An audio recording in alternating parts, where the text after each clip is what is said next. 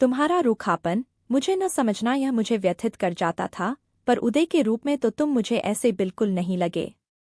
असल में रिश्ता चाहे जो हो, प्रयास अगर दोनों तरफ से न हो तो वह कायम नहीं रह पाता है। भास्कर पति पत्नी का। रेवती की आंखें गीली हो गई थीं। उसे समझ नहीं आ रहा था कि जिंदगी उसके साथ कैसा खेल खेल रही थी। दोबारा जिंदगी उसे वहीं ले आई थी जहां उसने पीछे पलटकर न देखने का फैसला किया था। तंग आ गया हूं तुम्हारी रोज रोज की चिकचिक से, जब देखो ताने देती रहती हो या किसी न किसी बात पर लड़ती रहती हो, कुछ कहो तो मुंह फुलाकर बैठ जाती हो या खाना नहीं बनाती हो, हद होती है हर बात की। पंकज ठुस्से से फ्लावर वास पटकते हुए चिल्लाए। तो मैं ही कौन सा खुश हूं तुमसे? जब से शादी हुई है तुम्हारी कुंठाओं और हीन भावना को झेल रही हूं। तुमसे ज्यादा पढ़ी लिखी हूं और ज्यादा कमाती हूं, तो इसमें मेरा क्या दोष है? शादी से पहले तो ये सब तुम्हें मेरी क्वालिफिकेशन लगती थी और अब तुम्हें इन्हीं बातों से कॉम्प्लेक्स होता है। तुम्हारा फॉल्स ईगो हमारे रिश्ते को कभी पनपने नहीं देगा। रेवती भी उतनी ही तीव्रता से चिल्लाई। हालांकि उसकी आंखें नम हो गई थीं। वह उस दिन को कोस रही थी जब मम्मी पापा के कहने पर उसने पंकज से शादी करने की स्वीकृति दी थी। वह जानती थी कि उसका ज्यादा क्वालिफाई होना और ज्यादा कमाना दोनों ही बातें एक दिन पंकज के मेल ईगो को हर्ट करेंगी और इससे उनके वैवाहिक रिश्ते पर आंच आ सकती है। पर पापा ने उसे समझाया था कि पंकज बहुत ही सलूजा हुआ और मैच्योर इंसान है। ऐसा कभी नहीं होगा। खाक मैच्योर और सुलझा हुआ इंसान है, रेवती ने सोचा। खुश नहीं हो तो क्यों रह रही हो मेरे साथ? किसने तुम्हें जबरदस्ती रोका हुआ है? तुम्हारे जैसी बददिमाग औरत के साथ रहना भी कौन चाहता है? जब से शादी हुई है मैं ही कौन सा तुष हूं? हर बात में अपनी चलाती हो, गुस्सा तो हमेशा नाक पर रखा रहता है। मेरे घरवालों से ही कौन सा बहुत अच्छे से पेश आती हो, पंकज बोलते ही जा रहे थे। वैसे इस तरह की लड़ाई होना कोई नई बात नहीं थी। शादी के 3 साल हो गए थे और हर रोज ही किसी न किसी बात पर उनकी बहस या लड़ाई हो जाती थी। ऐसा लगता था मानो एक दूसरे के लिए बने ही नहीं हैं। अपने घरवालों की बात मत करो, एकदम जाहिल लोग हैं, हर बात पर टोकते हैं। नौकरी करती हूं तो आने में देर भी हो जाती है। बस तुम्हारी माँ के सवालों की बौछार शुरू हो जाती है। इतने ही दकियानूसी हो तो नौकरी वाली बहू लानी ही नहीं चाहिए थी, पर पैसों का लालची तो पूरा परिवार है। यह सुन पंकज का हाथ रेवती पर उठने वाला था कि उसका रौद्र रूप देख वो रुक गए। खबरदार जो मेरे ऊपर हाथ उठाया, डोमेस्टिक वायलेंस का केस कर दूंगी। बस बहुत हुआ, आज तो मैं फैसला करके ही रहूंगा। अच्छा यही होगा कि हम म्यूचुअली अलग हो जाएं। दोनों के घरवालों ने बहुत समझाया कि डिवोर्स लेना समाधान नहीं है, मिल बैठकर बात कर लेनी चाहिए, पर उन दोनों का यही कहना था कि उनके संबंधों में इतनी कड़वाहट आ चुकी है कि अब साथ रहना मुमकिन नहीं है।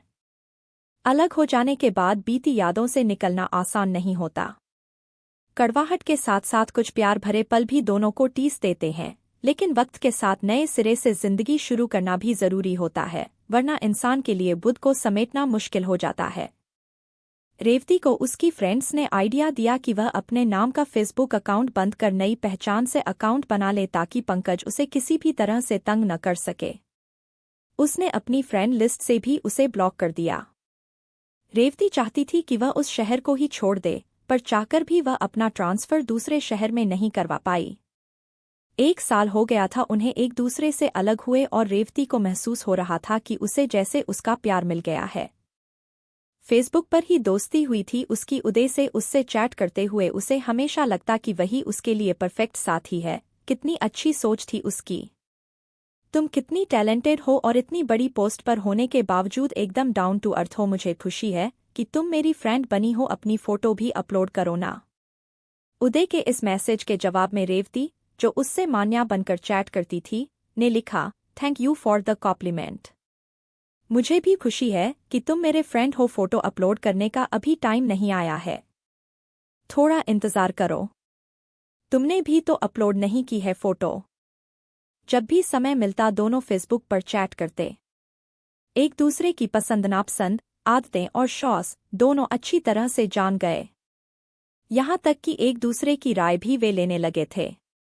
मुझे तो लगता है मान्या कि तुम्हारे पास हर समस्या का समाधान होता है, एकदम परफेक्ट सॉल्यूशन देती हो। उदय के कमेंट पर वह स्माइली भेज देती। वह अक्सर सोचती कि कितना फर्क है पंकज और उदय की सोच में।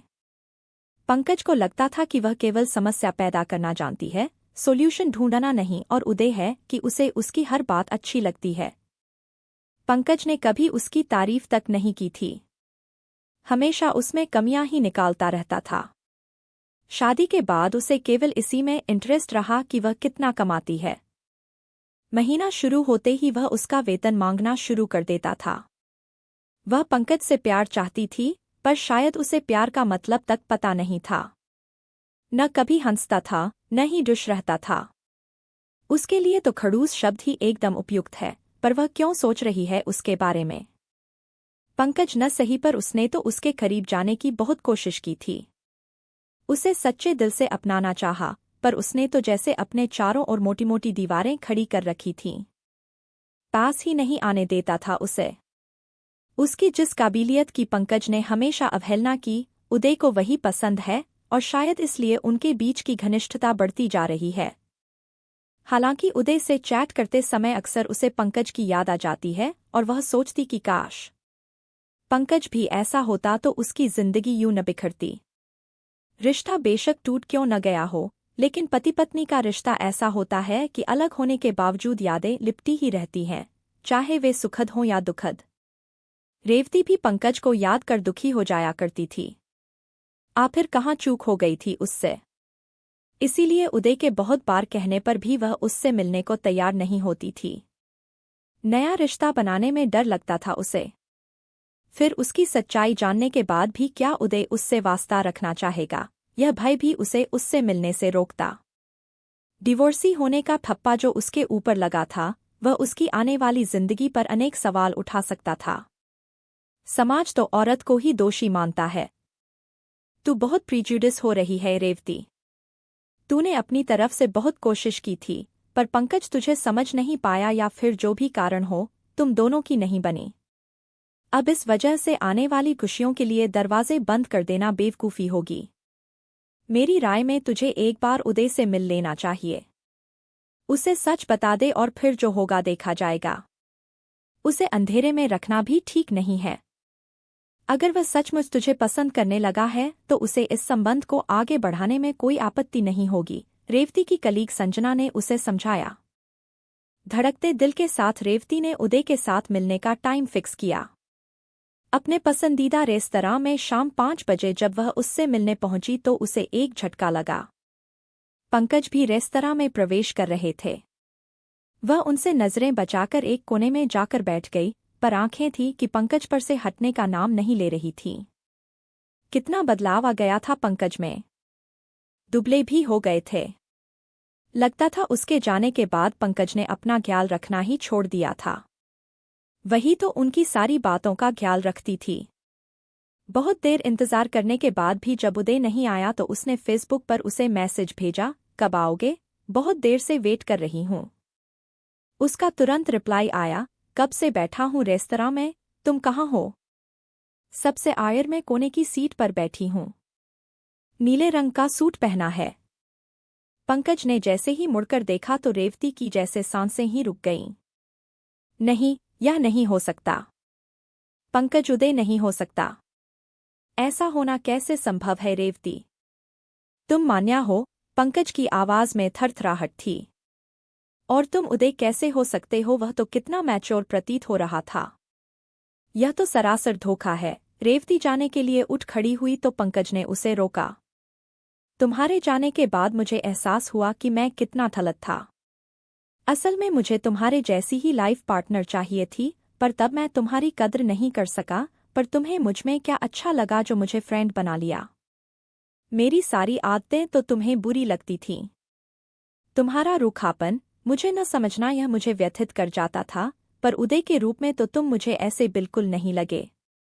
असल में रिश्ता चाहे जो हो, प्रयास अगर दोनों तरफ से न हो तो वह कायम नहीं रह पाता है। भास्कर पति पत्नी का। रेवती की आंखें गीली हो गई थीं।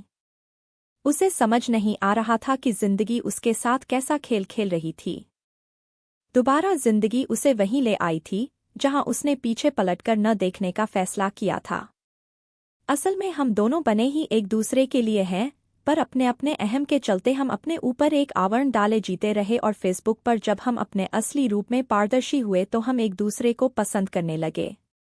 मुझे लगता है जब वक्त ने हमें दोबारा मिलाया है तो हमें दोबारा एक दूसरे को फिर से मौका देना चाहिए, पंकज बोले। क्या तुम्हें ऐसा लगता है कि इस बार हमारा फेसबुक वाला प्यार सफल हो पाएगा? रेवती मुस्कुराई। पुराने रिश्ते की खातिर इस बंदे को एक मौका दे दो, वादा करता हूँ इस बार शिकायत का कोई मौका नहीं दूंगा। रेवती ने तुरंत फेसबुक पर एक स्माइली के साथ मैसेज भेजा, मुझे मंजूर है। कहानी की लेखिका है सुमन बाजपेयी।